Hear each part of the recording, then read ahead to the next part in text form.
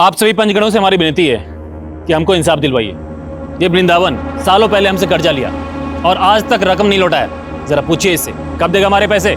5,000 रुपये लिया था इनसे, सूद मिला के 14,000 वापस कर चुके हैं। और कितना दें हम बताइए। लेकिन 11,000 रुपये अभी भी बाकी हैं। पाई पाई का हिसाब रखे हैं, पूछ लो इनसे। वृंदावन, सम्राट जी ने अपने सारे कागज दिखाए हैं, रकम तो तुम्हें लौटानी पड़ेगी।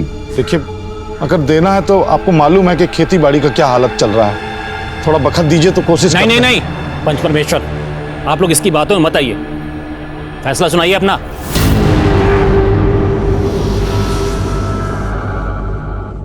वृंदावन, तुम्हें 15 दिन की मोहलत दी जाती है। अगर रकम नहीं लौटाई तो। वाह, क्या न्याय किया है। गरीब पर जुल्म और साहूकार को सलाम। ए लवली, बीच में मत बोल। मालूम नहीं पंच परमेश्वर होते हैं। ए वृंदावन, समझा ले इसको। पंचायत के बीच में लड़की बोले शोभा नहीं देता। और आप जो पिछले 5 सालों से सूद का चक्कर घुमा घुमा कर कर्जा वसूली कर रहे हैं, आपको शोभा देता है? जानते हैं किससे बात कर रही है? क्या बोल रही है? पंचायत में लड़की नहीं बोलती है। चलो जाओ। आज की लड़कियां पंचायत तो क्या पार्लियामेंट में भी बोलती हैं, और हम भी बोलेंगे। अगर कुछ गलत होगा ना तो हम बोलेंगे। वृंदावन, समझा इसको, वरना ठीक नहीं होगा। तुम घर जाओ। अरे तुम घर जाओ, क्या बोल रही हो तुम? अरे घर जाओ ना तुम।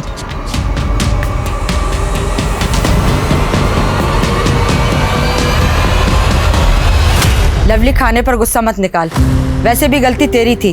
तूने आज तक गांव की किसी भी औरत को पंचों के बीच बोलते हुए सुना है? सालों से ये जो सड़ी गली प्रथा चल रही है, इसे कब छोड़ेंगे हम? आप मुझे एक बात बताइए, सालों पहले सती प्रथा होती थी ना? आज है ये सब? नहीं है ना? अरे हम अंग्रेजों के गुलाम हुआ करते थे, आज है? नहीं ना? सब कुछ बदलता है और बदलना भी चाहिए, और इस बदलाव के लिए आवाज उठानी पड़ती है। तुम्हारी बातें सुनकर हमको विश्वास ही नहीं होता कि रमा दीदी का कोई असर भी है। प्लीज माँ को मत लाइए बीच में। क्या हुआ? हम पानी लाते हैं आपके लिए। देखो, दोबारा पंचों के बीच में मत बोलना। तो अभी तो माफी मांग लिए तुम्हारे नाम पे हम। आप कितना डरते हैं उनसे। लवली, हम कह रहे हैं बापू कुछ मत बोल। वाह कन्हैया भैया, आपकी ये भारी भरकम आवाज पंचों के सामने तो नहीं निकली, या मुझे समझा रहे हैं?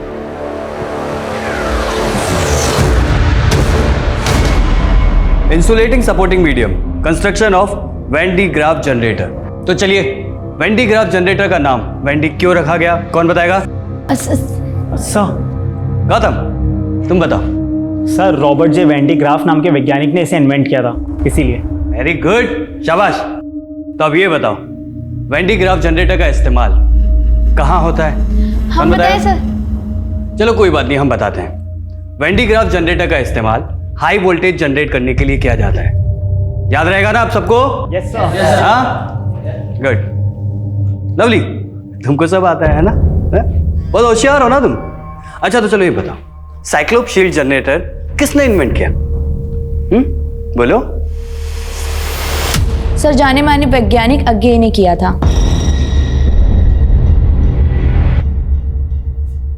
तकलीफ मत कीजिए सर, अज्ञे वैज्ञानिक नहीं बल्कि कवि हैं।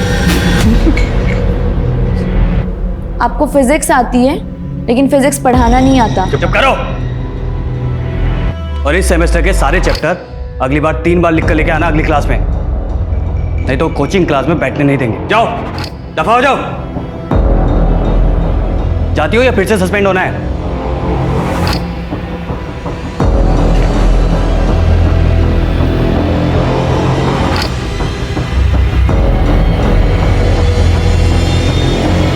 हाँ तो बच्चों,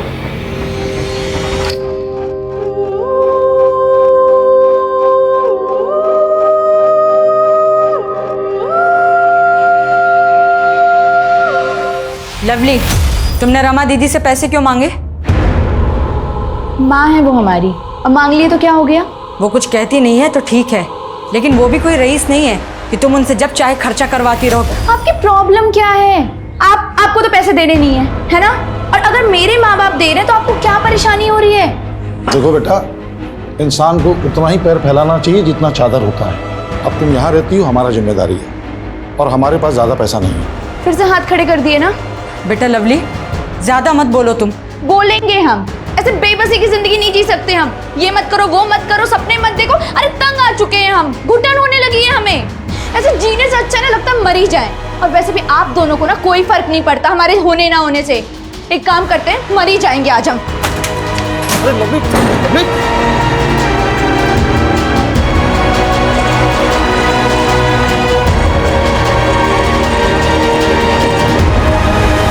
ए लड़की,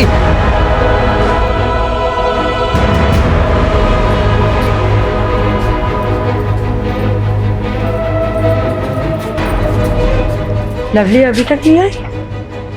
सुषमा, तूने लवली को देखा क्या? रोज शाम को इस समय तक कोचिंग क्लास से आ जाती है। नहीं नहीं, हमने तो नहीं देखा लवली को।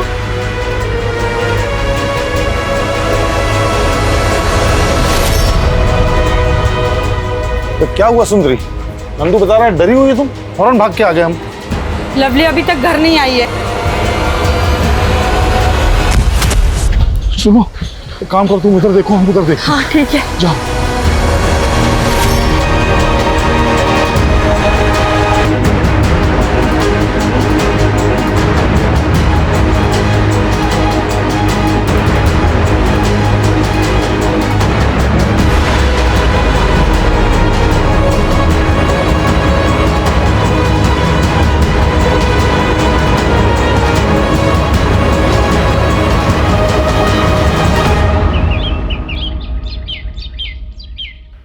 वृंदावन, लगता है अब हमें पुलिस में खबर कर देनी चाहिए।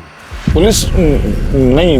वृंदावन, पुजारी जी एकदम ठीक कह रहे हैं। हम सब लोग तो लवली को ढूंढ ही चुके हैं, अब केवल पुलिस ही ढूंढ सकता है उसे।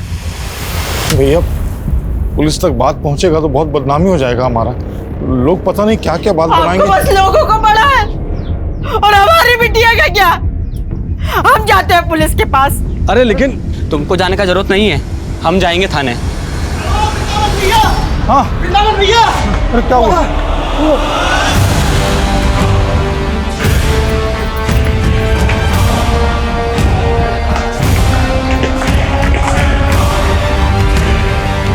लवली,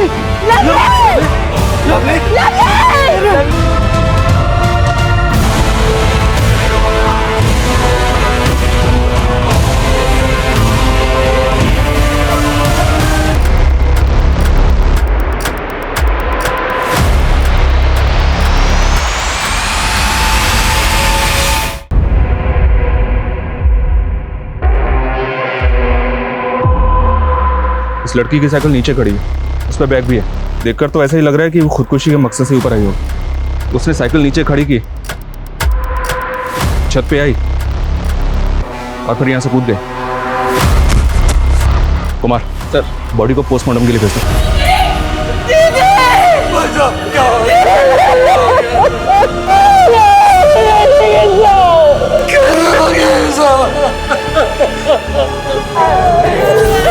तुम्हारी जिम्मेदारी थी ना इनका ख्याल रखने की। दीदी, हमको नहीं मालूम था कि लवली आयु कि वो आत्महत्या कर ले। दीदी, हमारी बेटी को ले आओ। हम लवली को तुमसे भी ज्यादा जानते हैं, वो खुदकुशी नहीं कर सकती, नहीं कर सकती।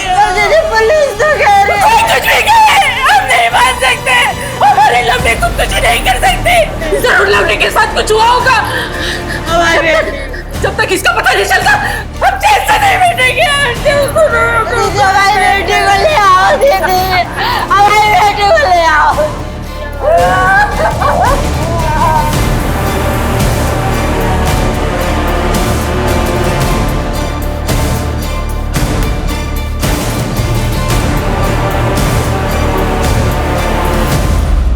देखिए रमा जी, आपकी भावनाओं को हम समझ सकते हैं, लेकिन आपको क्या लगता है, आप क्या कहती हैं, ये सब बातें कानून के सामने मायने नहीं रखती।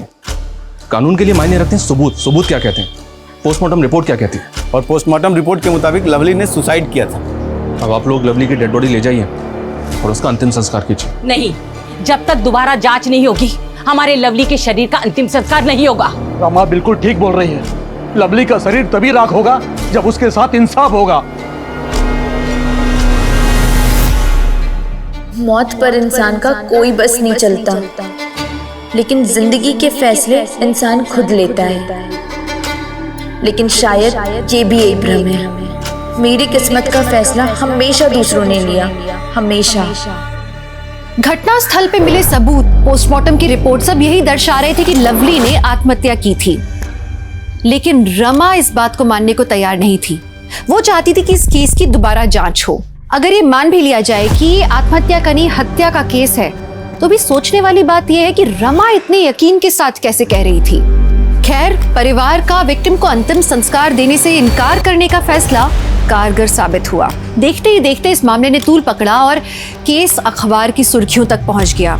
अच्छी बात यह हुई कि लवली की कम्युनिटी ने भी आवाज उठाई और पब्लिक सेंटिमेंट्स को ध्यान में रखते हुए री इन्वेस्टिगेशन के लिए केस क्राइम ब्रांच को सौंपा गया।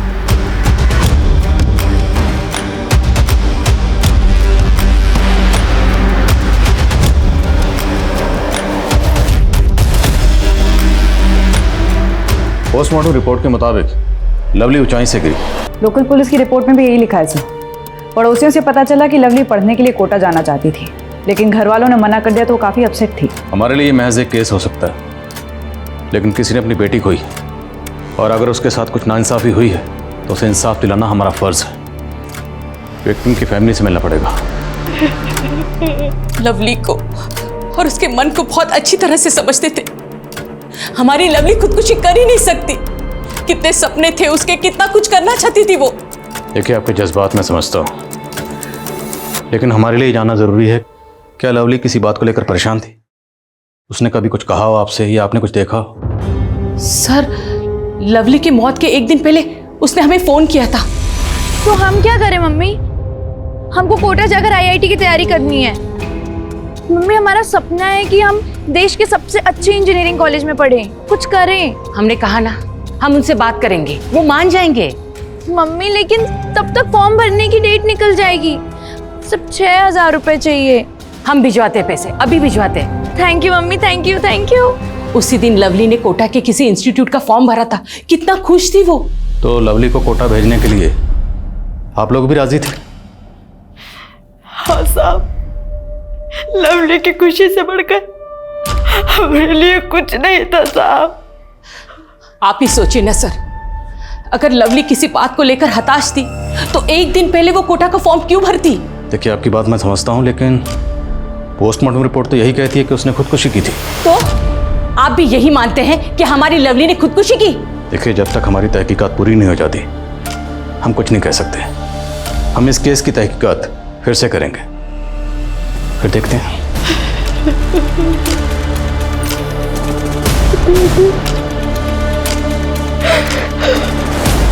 जी नहीं, हमारी तरफ से तो कोई कोताही नहीं बरती गई।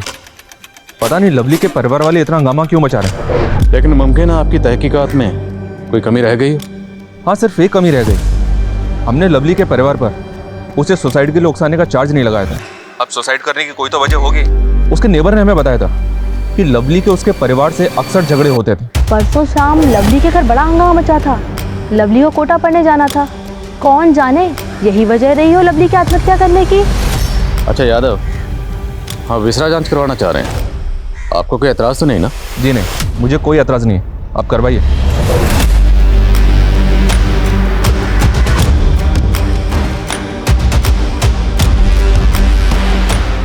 सर, इस रिपोर्ट के मुताबिक लवली ने खुदकुशी नहीं की। No traces of blood in lungs. अगर मौत गिरने से हुई होती तो लड़की की सांस के साथ उसके लंग्स में ब्लड आता,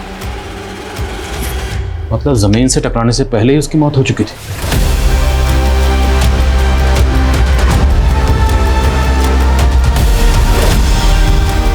लवली साहू 10 बजे कोचिंग इंस्टीट्यूट पहुंची और तकरीबन 1 बजे वहां से निकली। सर, हमारे पास विटनेस है जिसने लवली को वहां से लौटते वक्त देखा था। तो मतलब साफ है, लवली के साथ जो भी हुआ इंस्टीट्यूट से लेकर घर के रास्ते के बीच में ही हुआ। सर, लोकल पुलिस का जो विटनेस है लक्ष्मण, उसका कहना था कि जब लवली से उसकी टक्कर हुई तो वो काफ़ी परेशान लग रही थी और हड़बड़ी में कहीं जा रही थी। तो मतलब लवली के साथ उस दिन कोचिंग क्लासेस में कुछ हुआ होगा। हम शुरुआत वहीं से करें।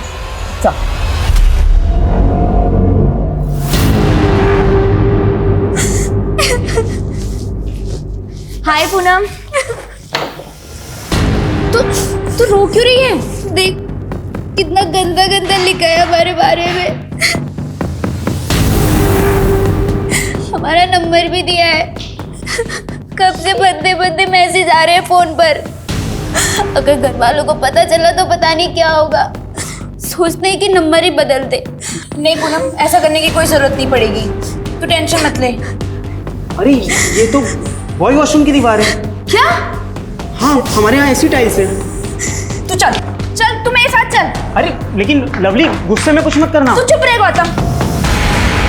हाँ भाई देख ले, ये हमारे इंस्टीट्यूट की लड़की है, तो एक बार फोन करके तो देख। आई स्वेयर टू गॉड, तू एक बार कॉल तो कर। शुभांकर, ये सब तूने किया है? हम तो बस फोटो ले रहे थे। फोटो ले रहा था तू। चल बाहर। हमारी बात नहीं। लड़की को बदनाम करेगा, लड़की को बदनाम कर रहा है तू। हाँ, तूने पूनम को बदनाम करने की कोशिश की ना, अब तू देख कि हम तुझे कैसे बदनाम करते हैं। अगर तुझे सस्पेंड ना करवाया ना तो हमारा नाम भी लवली नहीं। नहीं प्लीज लवली, ऐसा मत करना। अरे हमने कुछ नहीं किया। कुछ नहीं किया तूने? फोन निकाल तेरा, फोन निकाल। अरे हम तो बस खोल फोन। फोटो ले रहे थे। अच्छा, कुछ नहीं किया मैंने।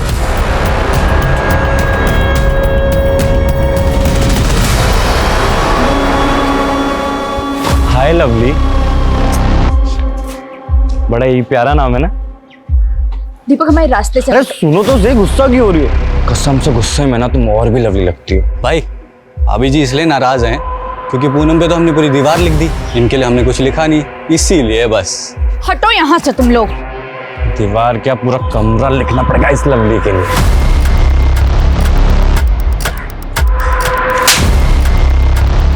आइंदा अगर हमारे रास्ते में आए ना, तुम दोनों का मुंह तोड़ देंगे।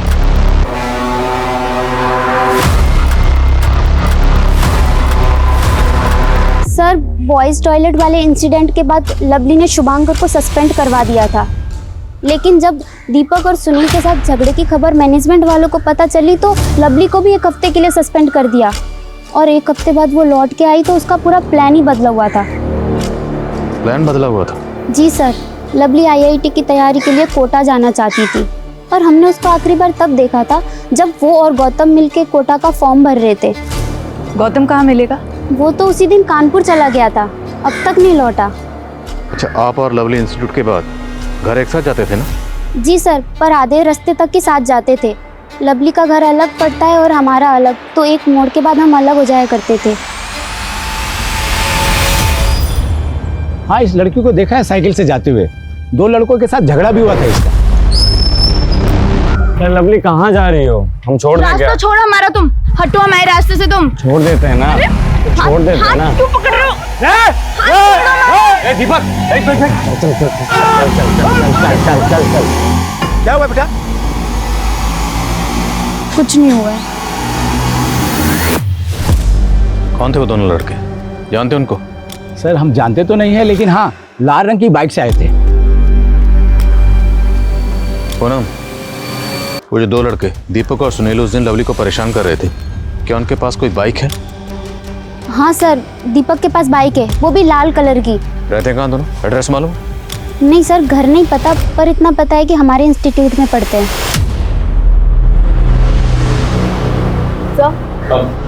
सर, दीपक और सुनील के एड्रेस इंस्टीट्यूट से मिल गए हैं, जल्द ही दोनों गिरफ्त में होंगे। सर, उस्मान खबरी ने एक काम की न्यूज़ दी। लवली को जिस बिल्डिंग से फेंका गया था वो बिल्डिंग सम्राट सिंह की है। सम्राट सिंह? लवली के गांव का एक बड़ा साहूकार है। लवली के पिता वृंदावन ने उससे काफ़ी कर्जा ले रखा था जो कि वो चुका नहीं पा रहा था। इस बात को लेकर दोनों का भरी पंचायत में काफ़ी झगड़ा हुआ था। बुलाओ उसे। सर,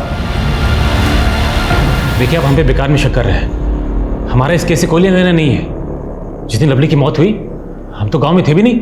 और तो गांव जा भी नहीं पाएगा भी वापस अगर सच नहीं बोलेगा। बोलो, लवली के फादर वृंदावन के साथ पैसों को लेकर झगड़ा हुआ था ना तुम्हारा? अरे साहब, हम साहूकार हैं, लोगों के सुख दुख में ब्याज पर पैसा देके उनकी सहायता करते हैं। अब अगर कोई ग्राहक हमारा पैसा नहीं लौटाएगा, ब्याज तो चढ़ाना पड़ेगा। यही तो धंधे का उसूल है। हमारा भी एक उसूल है, जब तक सच नहीं सुनते यहाँ से जाने नहीं देते। हमने कुछ नहीं किया है साहब। लेकिन लवली की बॉडी को तुम्हारी बिल्डिंग से नीचे फेंका गया था। अरे साहब, हम आपको यही तो समझा रहे हैं। हमें अगर लवली को मारना होता तो उसकी लाश को अपनी बिल्डिंग से नीचे क्यों फेंकते, ताकि हम खुद ही फंस जाएं। सम्राट की बात में लॉजिक तो है। अगर इसने लवली को मारा होता तो वो उसे खुद ही अपनी बिल्डिंग से नीचे क्यों फेंकेगी? क्योंकि इससे तो सबसे पहला शक इसी पे जाएगा। सर, तो हो सकता है कि किसी और ने सम्राट और वृंदावन की दुश्मनी का फायदा उठाया। इसलिए लवली की बॉडी को सम्राट की बिल्डिंग से नीचे फेंका, ताकि अगर वो सुसाइड ना भी दिखे तो कत्ल का शक सम्राट पर जाए। सवाल यह है कि लवली उस दिन इतनी हड़बड़ी में क्यों थी? क्या वो बिल्डिंग में किसी से मिलने वाली थी? डू वन थिंग, बिल्डिंग के आसपास जितने भी लोग रहते हैं सब पर नजर रखो। सर। और दीपक और सुनील? सर वो दोनों फरार हैं और शुभांकर भी सस्पेंशन के बाद से अपने घर नहीं पहुंचा है। पता लगाओ तीनों कहाँ छुपे हैं। जी सर। एक बात और, लवली का परिवार उसका अंतिम संस्कार करना चाहता है। ठीक है, और रिलीज कर दो। सर।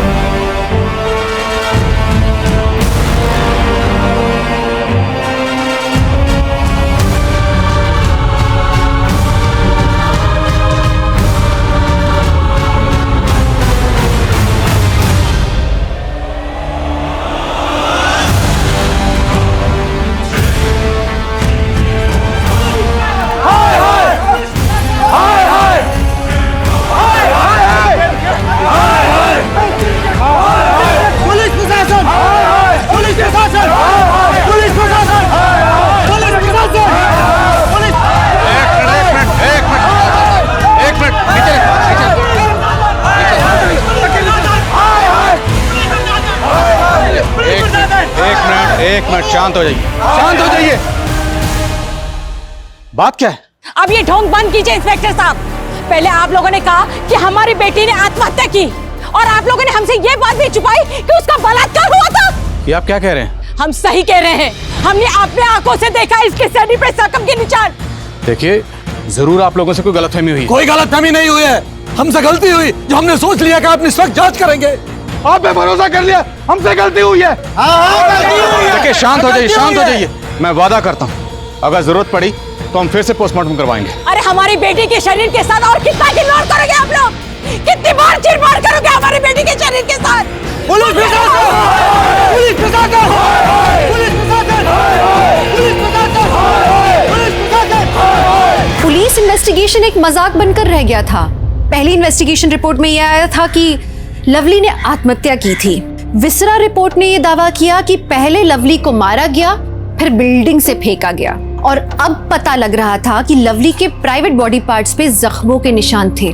उसका रेप हुआ था, और ये बात किसी रिपोर्ट से नहीं बल्कि लवली के परिवार से पता लगी उसके अंतिम संस्कार के ठीक पहले। लोकल पुलिस और क्राइम ब्रांच की मंशा और क्षमता दोनों पे उंगलियां उठ रही थीं। प्रशासन ने लोगों के आक्रोश से बचने के लिए बॉडी को तीसरी बार पोस्टमार्टम के लिए भेजा, और जब रिपोर्ट सामने आई लोगों के होश उड़ गए। लवली का गैंगरेप हुआ था। आखिर इतनी बड़ी चूक हो कैसे सकती? These are the professionals जिनको पोस्टमार्टम जैसे सीरियस जॉब का जिम्मा दिया गया। सर, मैंने पोस्टमार्टम रिपोर्ट दोबारा पढ़ी। पहले लवली के साथ गैंगरेप हुआ और फिर गला घोटकर उसको मार दिया गया। सर, लेकिन एक बात नहीं समझ में आ रही कि लवली के प्राइवेट पार्ट्स पर रेपिस्ट के डीएनए ट्रेसेस कैसे नहीं मिले? शायद रेपिस्ट ने प्रोटेक्शन यूज किया होगा। सब कुछ बड़ी प्लानिंग के तहत किया गया। लड़की को बिल्डिंग तक अकेले बुलाना, और फिर मर्डर को सुसाइड दिखाना, और वृंदावन और सम्राट के झगड़े का फायदा उठाना। ये किसी शातिर खिलाड़ी का काम है।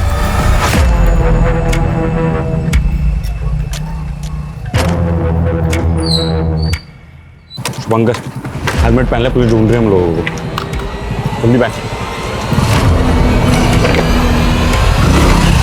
क्या लवली पिछले 13 साल से अपने मौसा मासी के साथ रह रही थी? जी सर, अभी अभी उस्मान ने खबर दी। दरअसल लवली के पैदा होने के कुछ समय बाद ही लवली की मां सुंदरी ने लवली को अपनी बड़ी बहन रमा को सौंप दिया था, क्योंकि रमा की कोई औलाद नहीं थी। लेकिन 2 साल पहले वो लोग लवली को उसके माँ बाप के पास वापस छोड़ गए। 2 साल पहले ऐसा क्या हुआ था कि लवली अपनी जन्म देने वाली माँ के पास वापस आ गई? सर, ये तो अब तक पता नहीं चला। तो कहीं इस केस के तार 2 साल पहले हुए इस हादसे तो नहीं जुड़े हुए? लवली की मौसी रमा से मिलना पड़ेगा।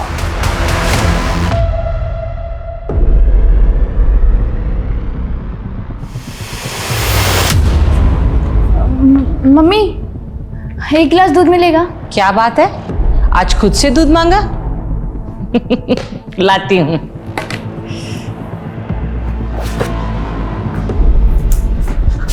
तुम यहाँ क्या कर रहे हो? ये तुम्हारे लिए पकड़ो, इसे पढ़ना जरूर, ठीक है? मैं चलता हूँ, बाय। लवली, लो बेटा दूध पी लो। मुझे दूध नहीं अच्छा लगता, आप पी लीजिए। हाँ अरे कहाँ जा रही हो? अरे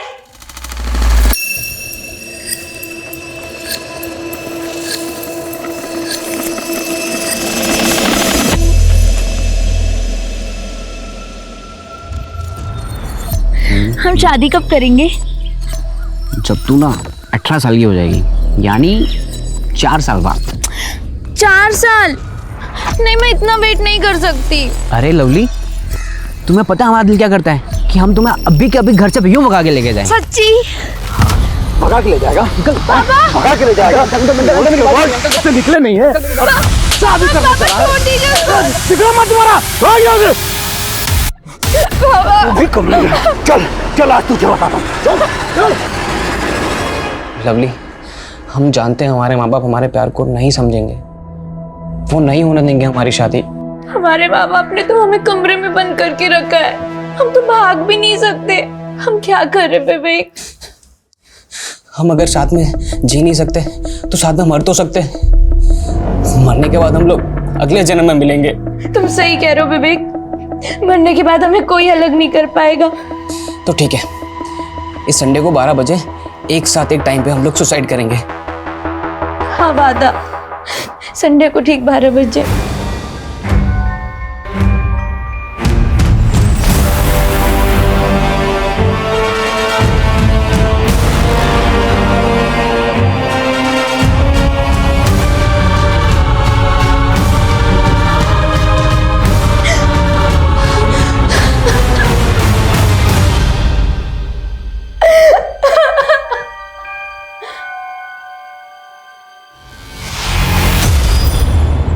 विवेक को बचाना होगा। मम्मी, मम्मी दरवाजा खोलो, मम्मी दरवाजा खोलो, मम्मी प्लीज दरवाजा। मम्मी, लवली, लवली कहाँ जा रहा? लवली, लवली,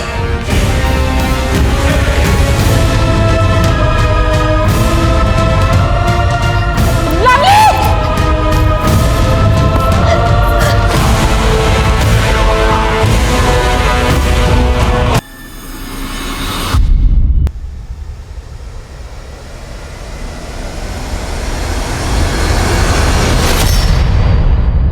बिहारी जी, हमने पता किया, विवेक के साथ हुए उस हादसे के बाद ही आपने लवली को यहाँ भेजा था। इसके अलावा हमारे पास कोई और रास्ता भी तो नहीं बचा था साहब। दरअसल उस हादसे के बाद लवली सदमे में थी। विवेक की मौत के लिए वो खुद को जिम्मेदार मानती थी। उसकी ये हालत देखकर ना चाहते हुए भी लवली को हमने अपने आप से अलग किया और उसे यहाँ भेजा ताकि वो उस सदमे से उभर पाए। तो यहाँ आने के बाद लवली उस सदमे से उभर पाई थी? साहब, वो धीरे धीरे तो यहाँ के माहौल में ढलने लगी थी, लेकिन वो पहले वाली लवली नहीं रह गई थी। उसकी हंसी में भी एक उदासी थी साहब, और उसने अपने अंदर जो गुस्सा दबा के रखा था वो कभी भी फूट पड़ता था। जाहिर सी बात है, इतने बड़े हादसे के बाद उसे प्रोफेशनल काउंसलिंग की जरूरत थी, अपने माँ बाप की जरूरत थी, उसे आप लोगों के साथ की जरूरत थी। करते भी तो क्या करते साहब, विवेक के पिताजी वकील थे, उन्होंने लवली और हमारी जिंदगी हराम करके रख दी थी साहब। कई बार पुलिस आती थी हमें परेशान करने के लिए, और एक दो बार तो उन्होंने गुंडे भी भेजे थे। गुंडे? हाँ, विवेक का मामा किसी गुंडे से कम नहीं है। एक दो बार तो इनके साथ भी मारपीट की थी। वहां वो हमसे बदला निकालते और यहाँ मेरी बहन के परिवार को परेशान करते थे। वो विवेक का मामा लवली का पीछा करते करते यहाँ तक आया था? सर, वो कई सालों से पीछे पड़ा हुआ था, और विवेक का मामा कोई और नहीं, सम्राट सिंह है। मान गए साहब, गड़े मुर्दे उखाड़ना कोई आपसे सीखे। हमारे भांजे की मौत के जख्म को आज आपने फिर से कुरेद दिया। हमारे पास फैक्ट है और तुम्हारे पास मोटिव। नहीं साहब, हमें अगर ऐसा करना होता तो 2 साल तक इंतजार नहीं करता, उसी समय निपटाती होते उसको। देख सम्राट सिंह, साहू परिवार के साथ तेरी दुश्मनी की दास्तान सामने आ चुकी है। अब बेहतर यही होगा कि तू अपना गुनाह कबूल कर ले। साहब, हमारी बात सुनिए, हम जान चुके कोई है जो फायदा उठा रहा है हमारे और वृंदावन के बीच के अनबन का, और उसी के झांसे में आके आप सब लोग भी गोल गोल घूम रहे हैं। गोल गोल तो तू घुमा रहा है हमें। सुमित, सीधे रास्ते पर ला जरा से। अरे अरे सर, सम्राट के कॉल रिकॉर्ड्स चेक किए, क्लीन है, कोई सस्पिशियस एक्टिविटी भी नहीं। अब या तो ये सम्राट बहुत स्मार्ट है या फिर वाकई इसके और लवली के फादर वृंदावन के झगड़े का फायदा उठाकर कोई फंसाना चाहता है इस सम्राट को।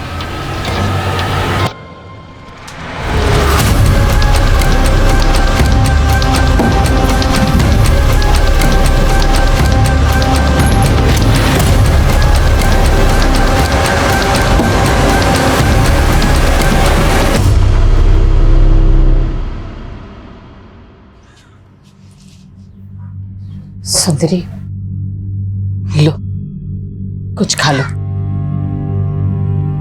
कब तक अपने आप को सजा देती रहोगी? नहीं दीदी, सजा तो उसको मिली है, ऐसी घिनौनी मौत। हम सब उसके गुनहगार हैं दीदी। ऐसे क्यों बोल रही हो? इसमें तुम्हारी कोई गलती नहीं है। गलती तो उसकी भी नहीं थी दीदी, फिर भी हमने उसको सजा दी, उसको हमने आप से अलग कर दिया दीदी। कभी उसको अपने पास प्यार से बैठाकर समझाया तक नहीं। लवली, इतनी देर क्यों हो गई आने में बेटा? पढ़ाई कर रहे थे इसलिए देर हो गई आने में। और आप हमारी इतनी फिक्र क्यों करती हैं? जब तुम माँ बनोगी ना तब तुम्हें समझ में आएगा कि हम तुम्हारी इतनी फिक्र क्यों करते हैं। अगर आपको इतनी फिक्र होती ना हमारी, तो 11 महीने की उम्र में अपने आप से दूर नहीं करती आप हमें। और हाँ, माँ सिर्फ एक होती है और हमारी माँ आपकी बहन है, आप नहीं है। को तुझसे लेते वक्त ये वादा किया था कि उसे दो माओं का प्यार मिलेगा, लेकिन देख हम में से कोई भी उसकी माँ नहीं बन पाए। सर, लवली के कोचिंग इंस्टीट्यूट की फ्रेंड पूनम आपसे मिलने आई। बोला? सर, मुझे आप लोगों को एक बात बतानी थी, पर मेरा नाम नहीं आना चाहिए। बोलो, आपका नाम सामने नहीं आएगा। सर, वो हमारे इंस्टीट्यूट के physics teacher Arvind Gupta sir, वो आए दिन लवली को ह्यूमिलेट करते रहते थे। साफ नजर आता है कि उन्हें लवली से प्रॉब्लम है। तो आपने कभी लवली से पूछा नहीं था वो ये सब क्यों टॉलरेट कर रही थी? पूछा था सर, तब उसने बताया कि वो उसके पुराने शहर में टीचर थे और वो उनसे प्राइवेट ट्यूशन लेती थी। पर एक दिन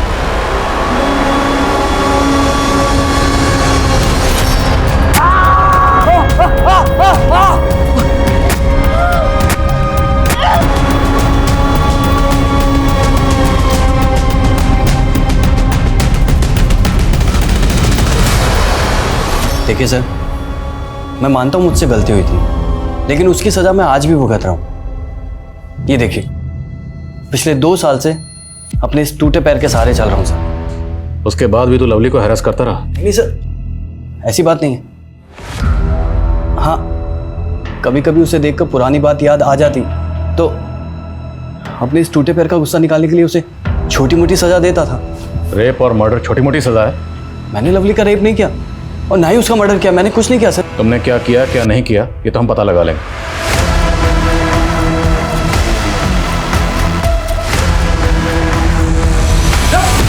अरे कौन आप लोग? यार मैंने कुछ नहीं किया मैडम। सर नहीं सर, मत मारिएगा, हम कसम खाकर कहते हैं कि हमने कुछ भी नहीं किया। हमारी बस इतनी सी गलती थी कि हम गलत वक्त पर गलत जगह थे। लेकिन अब तो सही वक्त और सही जगह पर है, सच बोल। लवली ने जो हम पर इल्जाम लगाया था वो गलत था, और पूनम के बारे में भी हमने कुछ भी नहीं लिखा था दीवार पर। हम तो बस अपनी फोटो खींचने की लालच नहीं रोक पाए। लेकिन सर तभी लवली वहाँ आ गई और उसने हमें सस्पेंड करवा दिया। इसलिए तूने उसको मार दिया? नहीं सर, लवली तो शेरनी थी, हम तो उसके पास से गुजरने में भी डरते थे। हम क्या उसे मारेंगे? तो इतने दिनों से छुपा हुआ क्यों था? सर अपने पापा के डर से। उन्होंने तो आपकी बातें सुनकर मान ही लिया था कि हम ही खूनी हैं। सर हमारे पापा बड़े गुस्सैल हैं, अगर घर जाते तो हमारी खाल उधेड़ देते। सर दीवार पर पूनम के बारे में दीपक और सुनील ने लिखा था, लेकिन फंसे हम। तो दीपक और सुनील को जानता है? जी सर। कहाँ मिलेंगे दोनों? सर हमें प्लीज मत मारो सर। हम मानते हैं कि हमने पूनम के बारे में दीवार में बहुत गंदा गंदा लिखा था और लवली को भी छेड़ा था हमने, पर सर हमने उसको खून नहीं किया सर। हाँ साहब, हमने लवली को नहीं मारा है। मुर्गा बनाओ इन्हें, और इन दोनों विद्यार्थियों को तब तक मुर्गा बना कर रखो जब तक ये सच का अंडा ना। पुलिस के पास संदिग्ध कई थे, उन सबके पास मोटिव भी था मर्डर का, लेकिन किसी के भी खिलाफ कोई ठोस सबूत नहीं था। वक्त गुजरा जा रहा था, लेकिन लवली का केस वहीं के वहीं रुका पड़ा था। और सबसे शर्मनाक बात यह थी कि एक मासूम लड़की के साथ गैंग रेप हुआ था, पर उसके गुनहगार कहीं आजाद घूम रहे थे। लेकिन कहते हैं ना, ऊपर वाले के घर में देर है, अंधेर नहीं। एक ऐसा क्लू पुलिस के हाथ लगा जिसने इन्वेस्टिगेशन का रुख ही बदल दिया। बहुत महंगा दाम लगा रहे हैं, लूट रहे हैं क्या? अरे नहीं भाभी जी, इतने सालों से हम दुकान कर रहे हैं, सबको लूटने बैठूंगा तो कैसे दुकानदारी होगी मेरी। मतलब काफी पुराने हैं आप यहाँ पे? हाँ, 15 साल पुरानी दुकान है हमारी। लगता है आप यहाँ नए आए हैं। हाँ भैया, हम कुछ दिन पहले ही आए हैं, लेकिन सुना है यहाँ किसी लड़की का मर्डर हो गया। कुछ पता चला उसके बारे में, कौन किया है वो मर्डर? हाँ भाभी, अब सही सुने हो, लेकिन पुलिस पूछताछ कर रही है। अब वैसे भी लड़कियां लड़कों के साथ गुलछर्रे उड़ाएंगी, यही सब कुछ होगा ना। गुलछर्रे उड़ाएंगी मतलब कुछ समझे नहीं हम। माफ करना, मरे हुए लोगों के बारे में कुछ बुरा नहीं बोलना चाहिए, लेकिन मैंने उड़ती उड़ती एक खबर सुनी है कि उस लड़की लवली का किसी लड़के के साथ चक्कर चल रहा था। कौन था वो लड़का? अब इतना तो नहीं हमको पता। वेरी गुड रेनू, गांव के और लोगों से बात करो और कोशिश करो कि कोई पुख्ता नाम हमारे हाथ लगे। जी सर।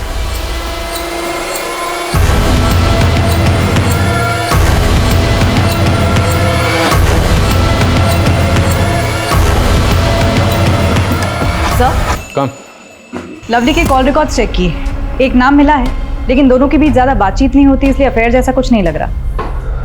फिर भी उठाओ sir, let's take a chance. Sir हम सच कह रहे हैं सर, लवली के साथ हमारा कोई अफेयर नहीं था सर। लड़का लड़की घूमने लगते तो सर सब लोग बातें बनाने लगते। सर लवली तो हमारी राखी सिस्टर थी सर, बहन मानते थे सर हम उसको। सर ये देखिए सर फोटो, सर नसीब से हमारे फ़ोन में फोटो है सर, वरना सर जैसे आप हमें उठा लिए सर, लवली के भैया तो हमें पीटी देते थे। लवली के भैया मतलब कन्हैया? हाँ सर, उनको लगता था कि हमारे बीच में कुछ अफेयर चल रहा है, तो वो अपने साथ ही लेके आए थे हमें पीटने के लिए। अगली बार से हमारी बहन के आसपास भी दिखे ना तो टांगे तोड़ देंगे तुम्हारी। हम मिलेंगे क्योंकि हमने कुछ गलत नहीं किया है। ये देखो, हमारी कोई बहन नहीं है ना, तो हम लवली को बहन मानते हैं। लवली ने राखी बांध दी हमें, अब यकीन आया आपको?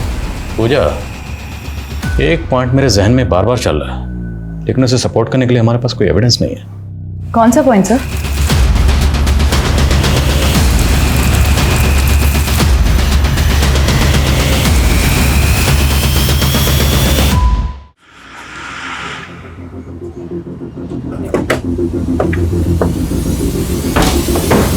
सर, आपका शक सही था। जिस दिन लवली का मर्डर हुआ उस दिन इस लड़के ने 1 डज़न कॉन्डम्स खरीदे थे। कम उम्र का लड़का है, न बीवी है न गर्लफ्रेंड। उठाओ इसे। सर हम कुछ नहीं किए सर, आप लोग फंसा रहे हमको। फंस तो गया, क्योंकि हमने उस दुकान का पता लगा लिया है जहाँ से तूने कॉन्डम्स खरीदे थे, और तू सीसीटीवी में भी उस दिन उसी बिल्डिंग की तरफ आते हुए दिख रहा है। अरे तू जल्दी चल, कन्हैया फिर से पगला गया है। क्या हुआ अंकित भैया? अरे उसको कोई फिर से भड़का रहा है कि तुम्हारा और गौतम का अफेयर चल रहा है। वहाँ गौतम को पकड़ के रखे हुए हैं। कहाँ पकड़ कर रखे हैं? सम्राट चाचा का नया वाला बिल्डिंग है ना, हाँ। उसके छत पे रखे हुए पकड़ के। भैया भैया गौतम कहाँ है? यहाँ कोई गौतम नहीं है, और हमने तुमसे कहा था ना उस गौतम से दूर रहना। तुमने झूठ बोला हमसे। बहुत जुबान चलने लग गई ना तेरी, अभी बताता हूँ क्या करूँगा।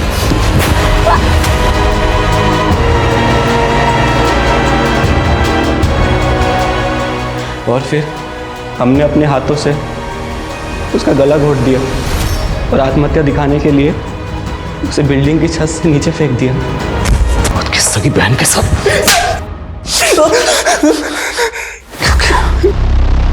क्यों किया? देख भैया कन्हैया, कहने में तो बहुत बुरा लगता है, लेकिन ये लवली के चाल चलन बिल्कुल भी ठीक नहीं है। वहां पर विवेक, अब यहाँ पर गौतम। विवेक तो मर गया, मुझे लगता है गौतम के मरने की बारी है। तू डरता है किसी से? डरते नहीं है ताऊ, लेकिन बहन है वो हमारी। अबे तेरी माँ और तेरी मौसा की नाजायज औलाद है वो। क्या बकरे होता हो ये? तभी तो उसके पैदा होते तेरे बाप ने तेरी मौसी को सौंप दिया था उसे। बताता हूँ साहब, हमने कन्हैया को झूठी कहानी सुनाई थी साहब। खुद के भाई के बच्चों के साथ तुम्हारी क्या दुश्मनी थी? दुश्मनी हमारी बच्चों के साथ नहीं, उनके बाप के साथ थी। उसने चालाकी से हमारी एक उपजाऊ जमीन का टुकड़ा हमसे हथिया लिया साहब। इसलिए मैंने सोचा कि घर के चिराग से घर को आग लगा देता हूँ। इसलिए हमने कन्हैया के अंदर लवली के खिलाफ जहर भरना शुरू कर दिया साहब। तेरी बेटी जैसी भतीजी, उसके साथ ये घिनौनी हरकत क्यों की? क्या चल रहा है सब? हाँ जी, उठो, हमें बचा लीजिए ये दोनों। हाँ जी। अब हमारी बारी है।